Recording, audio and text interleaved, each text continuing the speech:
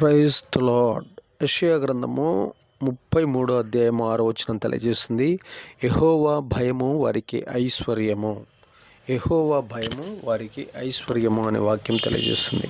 ఎవరైతే దేవుని యందు భయభక్తులు కలిగి ఉంటారో, దేవుడు పలానా పాపం చేస్తే, పలానా తప్పు చేస్తే, పలానా దగ్గరికి వెళ్తే, పలానా క్రియ చేస్తే దానివల్ల నాకు కీడు జరుగుతుందని భయభక్తులు కలిగి దేవునికి వణుకుచు దూరంగా, పాపానికి దూరంగా ఉంటారో, అలాగ ఎవరైతే జీవించేటటువంటి వారు ఉన్నారో ఆ యెహోవా భయమే వారికి ఐశ్వర్యాన్ని కలగజేస్తుందని యెషయా ప్రవక్తకి దేవాతి దేవుడు తెలియజేసినట్లు మనం ఈ వచనంలో చూస్తున్నాం. కాబట్టి ప్రియ దేవుని బిడ్డలారా, మన చుట్టూ ఉన్నటువంటి దేన్నైతే దైవ సేవకులు గద్దిస్తున్నారో, దేవుడు సెలవిచ్చాడో ఆ పాపాలకి మనం దూరంగా ఉండి యెహోవా భయం కలిగి ఉన్న ఎడల మనం గొప్ప ఐశ్వర్యవంతులుగా మార్చబడదముగాక. అలాంటి కృప ప్రతి ఒక్క క్రైస్తవుడికి దేవాతి దేవుడు సమృద్ధిగా దయచేయునుగాక.